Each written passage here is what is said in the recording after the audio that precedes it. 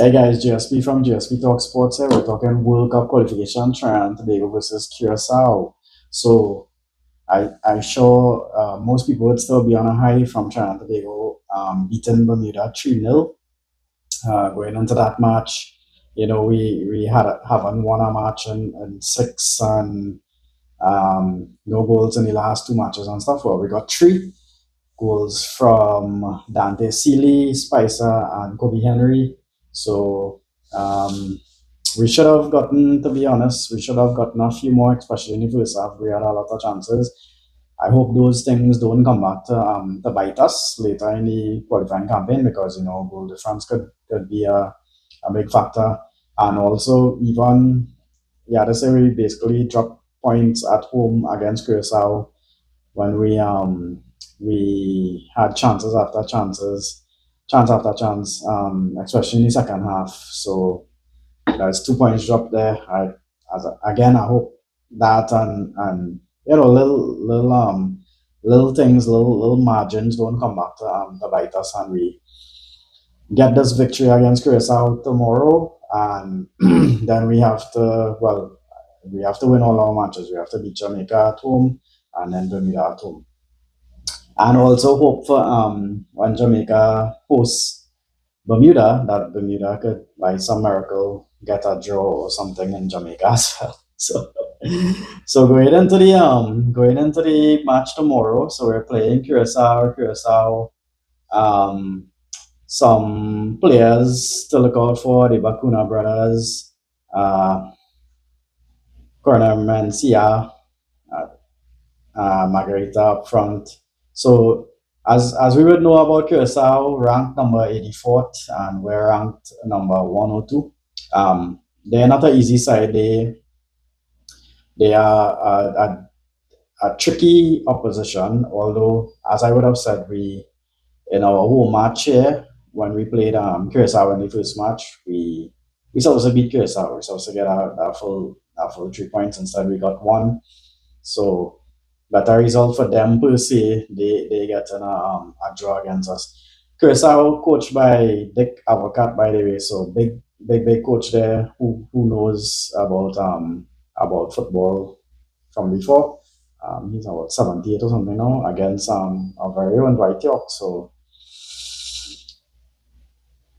Curacao is a team where they coming off a 2-0 win over Jamaica. So most people would have not um, seen this happening. And I want to say from watching what went on in this match after the Trinidad match, switching over to the Curacao Jamaica, Curacao were leading from the 14th minute goal from Comencia, and then Gone in the 68th minute Gore, sorry, doubling the lead.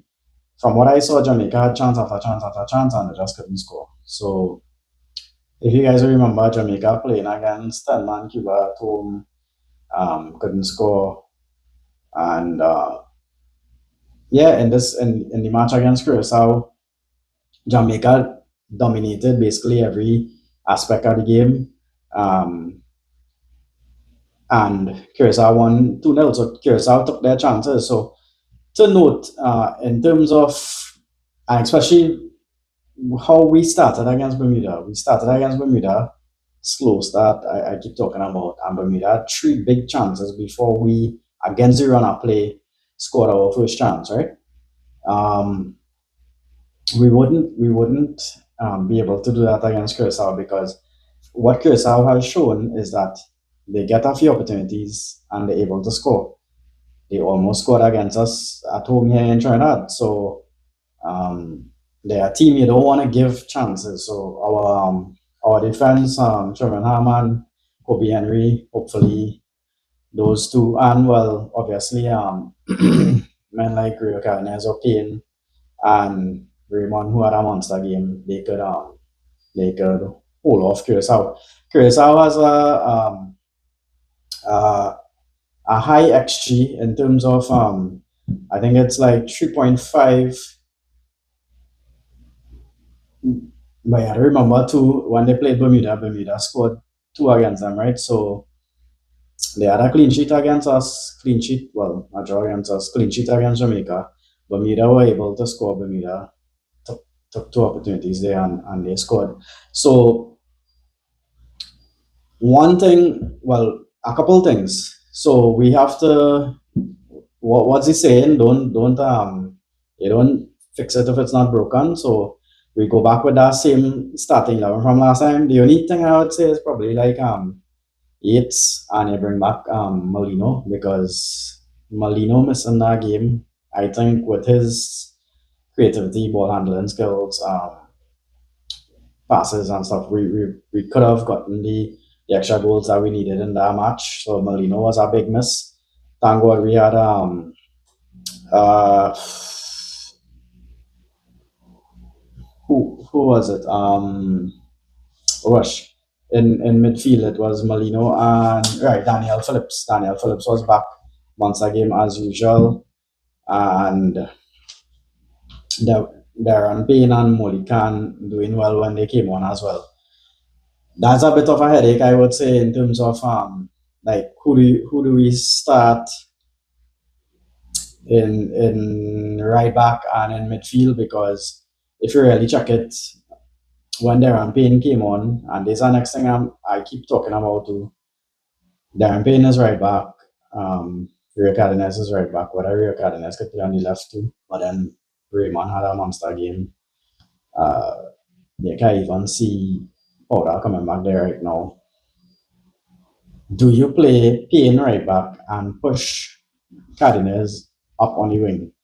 But then um, from the last match, we had Sealy on the right wing, and you know he has been in fine form. So little things, little headaches there to sort out for Dwight York and him.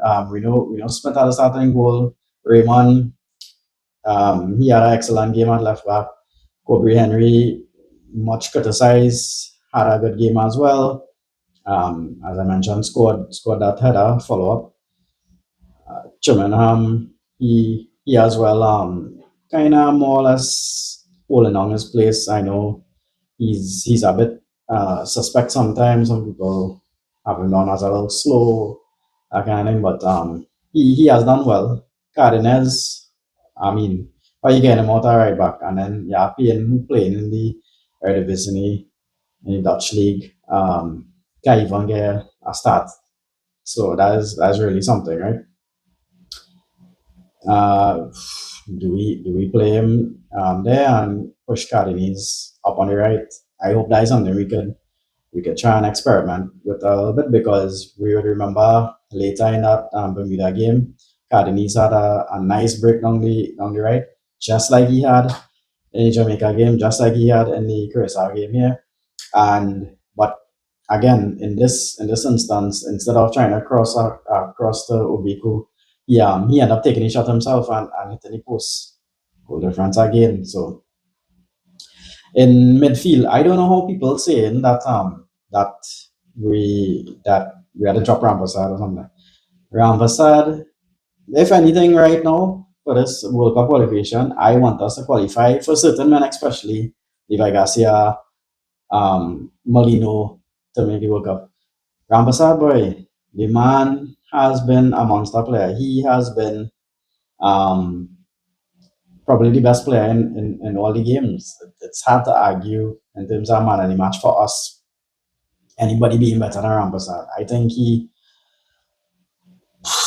man, he has been in great form. Rampersad has to hold on his place there in midfield.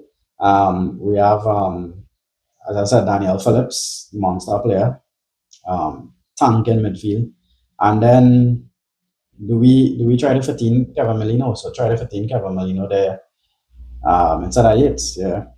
And you have Spice on the left, Celia on the right, and we have Garcia as the um, kind of slightly more advanced striker. No, I keep saying too, we need to play Garcia to his strengths coming off the right. So said, so done. He did it in the match against Bermuda. Nice cutback for Sealy to score, not Sealy to score the opener and a nice little tap in. So Do we play him slightly more centrally and bring um, Ariel Gilwa, Obiku, Nathaniel James as the striker per se? So that is something. If not starting, then something we need to probably try and see how we could implement. Midfield, we didn't see much of Molikan last game. Hopefully, he gets a little more opportunity.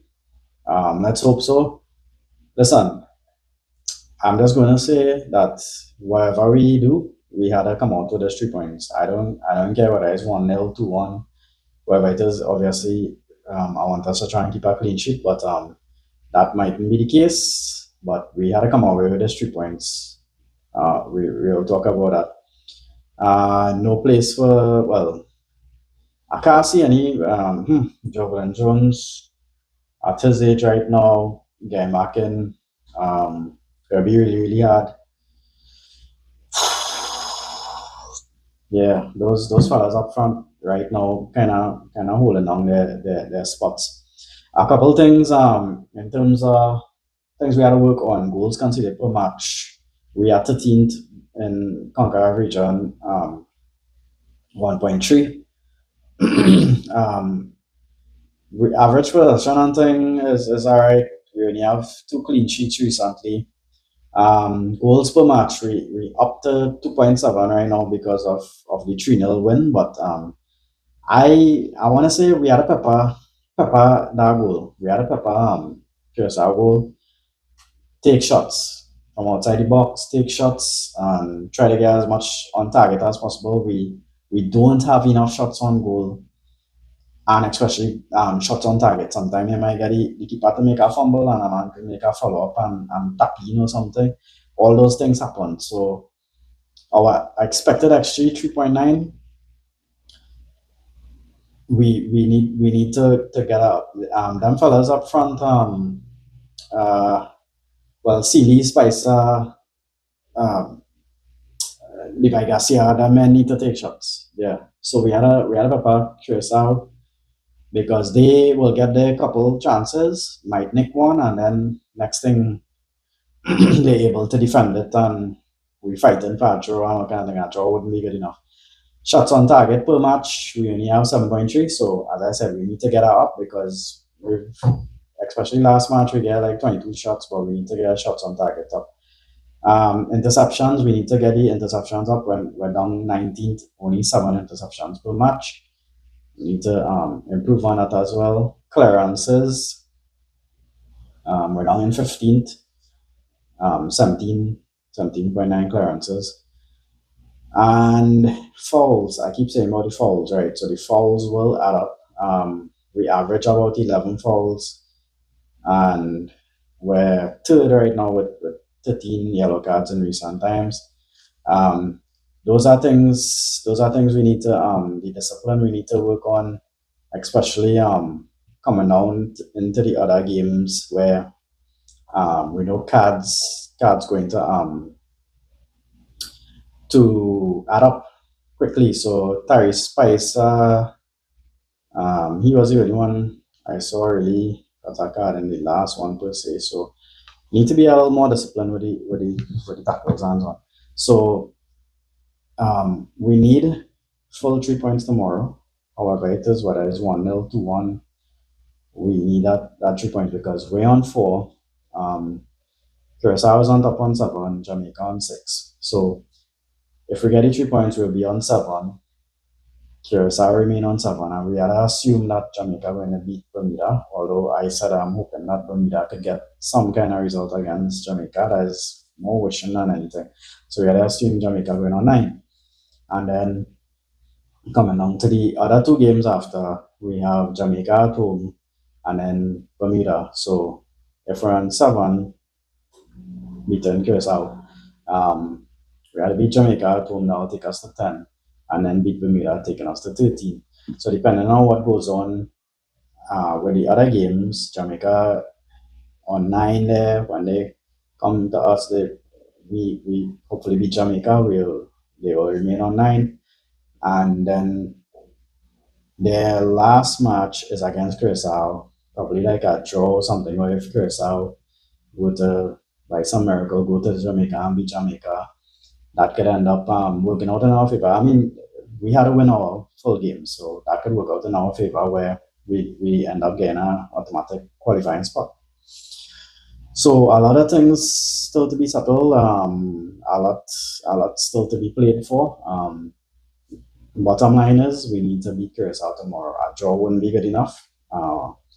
We need to kind of keep things, although it's not really in our hands per se totally. We need to keep things in our hands. So really hoping that the guys go out there. And the other thing, how we played in the second half here against Curacao, that's how we need to start off, especially in the last 15, 20 minutes. We need to start off like that. We need to start off preparing them, taking our shots, and yeah, use pace, use everything to go at them and hopefully get some goals early on and put them under pressure because if they're under pressure and they know they have to come back and try and at least get a draw or whatever, that will open up spaces for us even more. And you never know what could happen. Football is such a funny game. So yeah, hoping for the best for our team tomorrow. Trying to be able, let's go guys, let's go and get this 3 points and yeah, try and get us this automatic qualifying spot. So all the best to the guys. Don't forget GSP Talk Sports. Like, share, subscribe, comment. Yeah, guys. And thank you very much, by the way, for the 200 subs. Thank you, thank you, thank you. Much, much thanks. Take care, guys.